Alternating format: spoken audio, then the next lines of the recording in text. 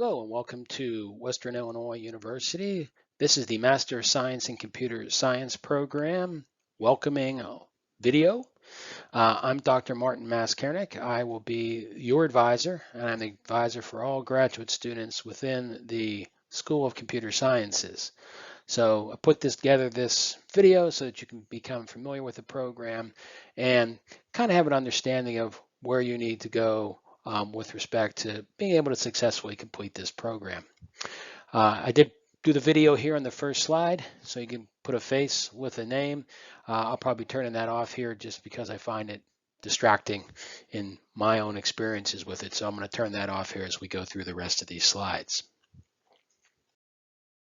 First, a little background. You are in Macomb, Illinois. Obviously, hopefully you're familiar with that. Or I suppose I should say, if you're international, this is where we are physically located. If you are taking your classes online, you may not be here now that I think about that. So hopefully we will see you soon, however. Macomb, Illinois is about approximately 20,000 people here. We're equidistant between Chicago, Illinois, and St. Louis, Missouri, here in rural Illinois. We do have 2 trains each day that go to and from Chicago, so you do have access to Chicago fairly easily.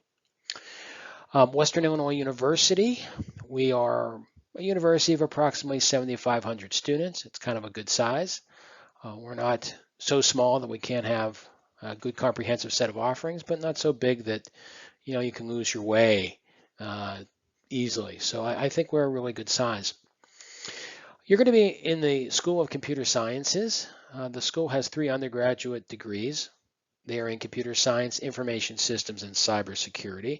Most of you don't really need to be aware of that, but I'm telling you anyway.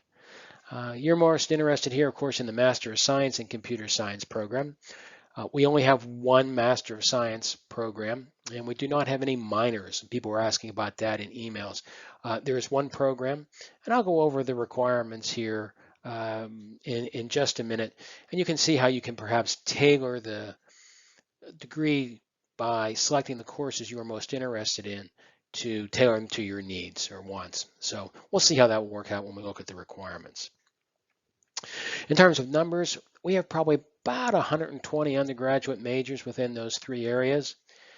And we expect a pretty large influx of new students in the graduate program this semester. So I'm estimating we're going to be close to 200 graduate majors this semester. That's quite a very large number, and I hope to be able to accommodate you all.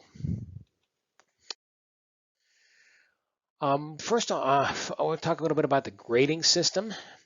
Some of you will come from universities that use the A, B, C, D, F grading scale, and you know what I'm talking about. But others come from schools which use a numeric scale as your grade. And so this slide is more for those of you who have seen the numeric scale and maybe not quite so familiar with the letter grade system. Your grade in each class will be reported with an A, a B, a C, a D, or an F. A's are best, F's are flunking and need to be repeated, as are D's, as it turns out, must be repeated. Then though, what we do is we convert it back to a numeric scale, and we calculate what's called a GPA, or grade point average. So what we do here is we award 4 grade points for an A, 3 for a B, 2 for a C, 1 for a D, and of course 0 for an F. Then these are tallied up and divided by the number of courses used to tally them to determine your GPA, or grade point average. So you get grade points, add them up over all your classes, divide by the number of classes. That's a grade point average. Makes kind of sense. I'll talk about the importance of grade point average in a second, but I should want to point out here also that the university tracks this in terms of credit hours, not classes as I do. And I do it in classes because all of our classes are 3 credit hours. So I usually just think of it in terms of classes taken, not in terms of credit hours. So when you talk to me and you say, hey, how many graduate courses do I need to take to complete the degree, I would say you need 11 classes. The university would consider it 33 credit hours. So just be aware of that as you read through material from me and also from the university. It's also credit hours that you're charged by. So your tuition will be based on the number of credit hours taken. But I don't have to collect that, so I usually just think of it in terms of classes. Now, a couple of rules that you need to be aware of, and the first is related to GPA. After your grade point average is calculated, you must maintain a 3.0 GPA to be considered in good standing. This means basically a B average. So you get all Bs, you're fine. If you get 1C and then offset it with 1A, you're back to a 3.0 GPA and you're fine. I say basically here because there's another rule you must be aware of. And the university calls this the 6-hour C rule, because you can earn no more than 6 credit hours. And again, in my world, that's 2 classes of grades of C or lower before you run afoul of this rule. And it turns out this is really important, because if you earn a 3rd C, you will be removed from degree seeking status, is what it's actually called. And this is a very bad thing. This means you're no longer a computer science student. And if you're an international student and you're not in a program, that means you've run afoul of your visa requirements and you're basically not a student here anymore. So you do want to maintain that 3.0 average, and you don't want to get too many C's or you're going to be in big trouble. Now, I'll note at this point, this rule, as just about anything here at Western Illinois University, is appealable. There's an appeals process.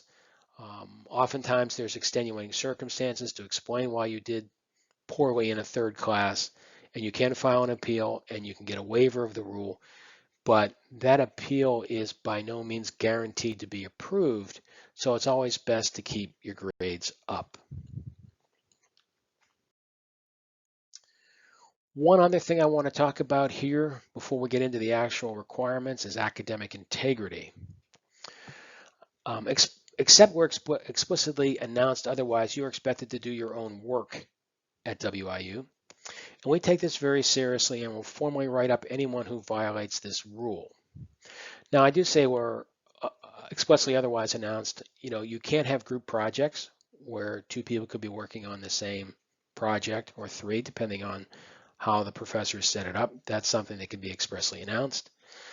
But generally, if you turn in the work, if you turn in something for graded work, which is the same as somebody else, that's a violation of our academic integrity rules. If you copy something off of the internet, that's a violation of the academic integrity rules. If you take the work of somebody else and turn it in as your own, like from a previous semester, I've seen this, where people turn in a project that somebody else did in a previous semester. That's academic integrity violations.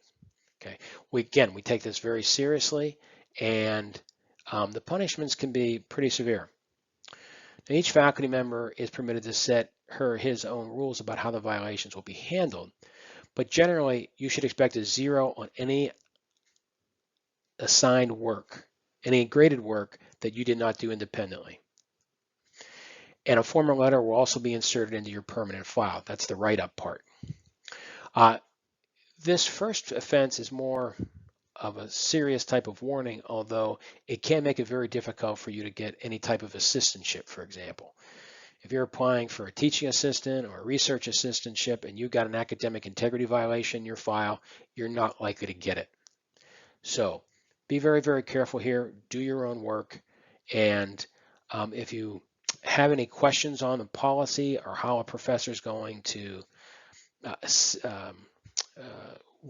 how the professor is going to assign work, ask the professor before you do anything that could result in an academic integrity violation for you. We're very approachable here. You'll find the faculty are very approachable.